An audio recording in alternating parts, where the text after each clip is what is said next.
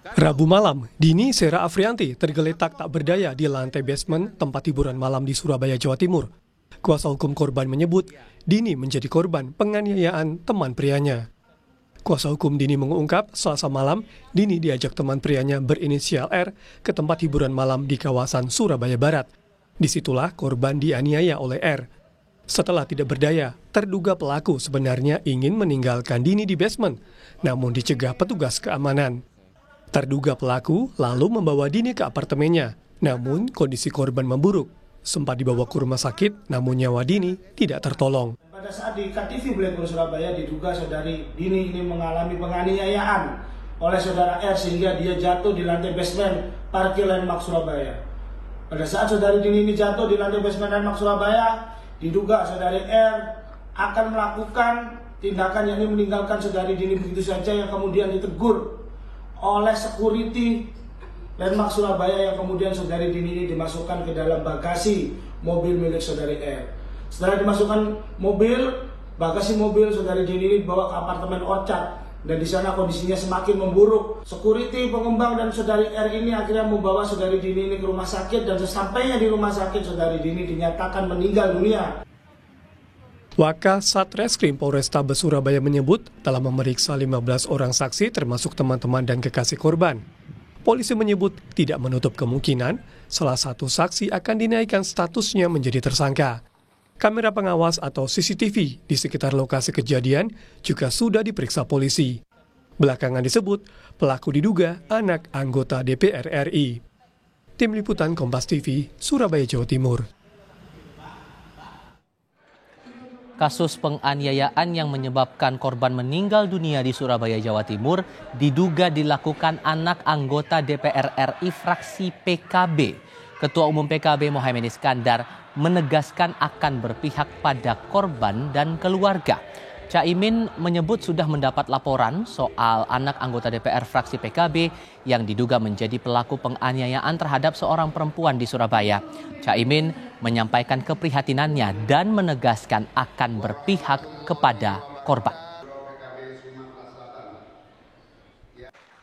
Saya ikut prihatin, sedih dan tentu saja saya dan PKB berpihak kepada korban.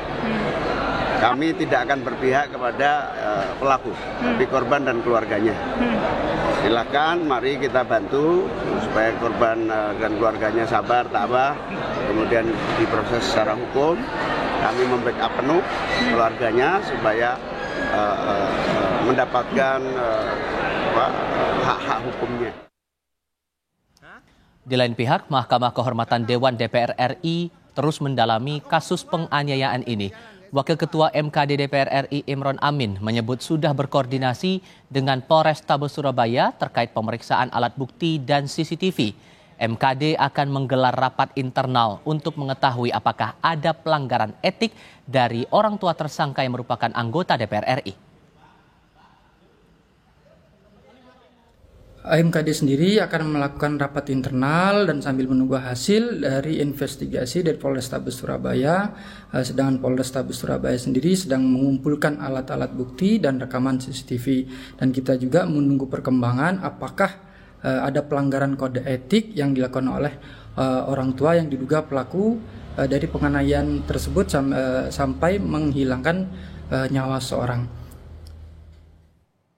Terkait perkembangan kasus penganiayaan oleh anak anggota DPR yang mengakibatkan seorang perempuan meninggal di Surabaya, Jawa Timur, kami tanyakan langsung kepada Kasat Reskrim Polrestabes Surabaya, AKBP Hendro Sukmono. Pak Hendro, selamat sore, apa kabar? Selamat sore, Mas.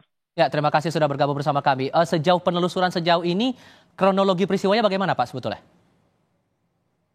Terima kasih terkait dengan hasil pengumpulan fakta dan peristiwa, bahwasanya kronologis dari peristiwa ini sama apa yang sudah disampaikan oleh Bapak Kapolres pada persidangan tadi sore, bahwasanya si pelaku dengan korban D ini awalnya tanggal 3 Oktober hari Rabu yang bersangkutan bertemu, kemudian jalan makan, dilanjutkan hiburan malam yaitu karaoke bersama 5 temannya di salah satu tempat hiburan malam di Surabaya sekitar pukul 21.30 lebih waktu Indonesia Barat.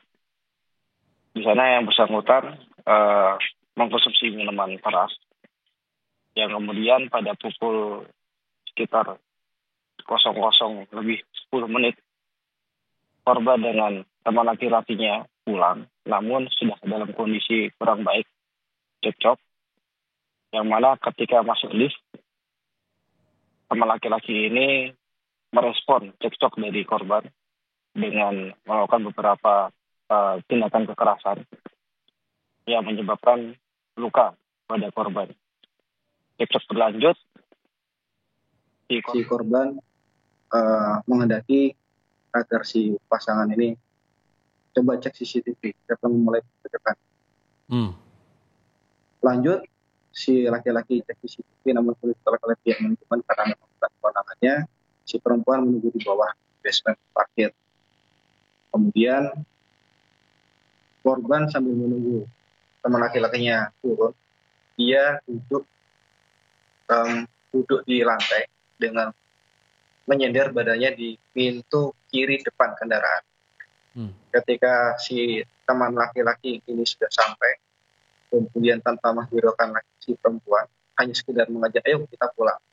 Kamu pulang atau kamu pulang bersama teman yang lain. Namun kemudian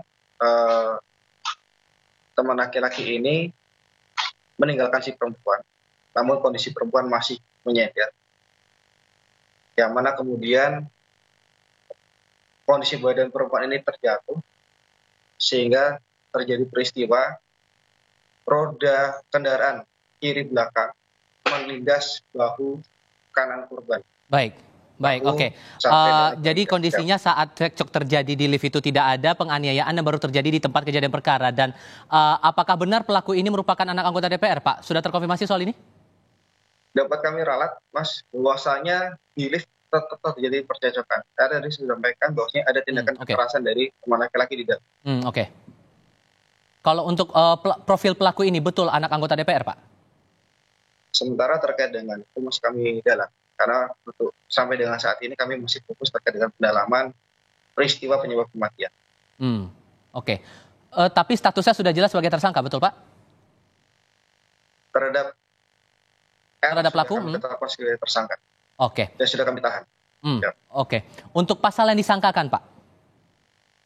Untuk pasal yang disangkakan, kami hasil gelar perkara kemarin hari Kamis tanggal 5, kita tetapkan tersangka melanggar pasal 351 ayat 3 dan atau pasal 351 KUHP. Pihak-pihak mana lagi yang mungkin akan didalami lagi keterangannya dan masih terbukakah peluang tersangka lain untuk kasus ini, Pak? Terkait dengan tersangka lain, sesuai dengan fakta dan peristiwa yang sudah kami temukan, sementara baru 1 orang. Terkait dengan langkah-langkah tersebut, pastinya kita akan tetap mendalami peristiwa ini sedetail mungkin, setransparan mungkin, sehingga dapat kami tanggung jawabkan. Oke, masih ada saksi yang akan didalami lagi. Saksi mana lagi yang bakal dicari ini, Pak? Untuk dengan ahli, untuk pembuktian. Baik. Ini juga yang akan kita tunggu bersama Pak Kasat Reskrim Polrestabes Surabaya, AKBP Hendro Sukmono. Terima kasih sudah berbagi informasi untuk saat ini, Pak. Selamat sore, Pak.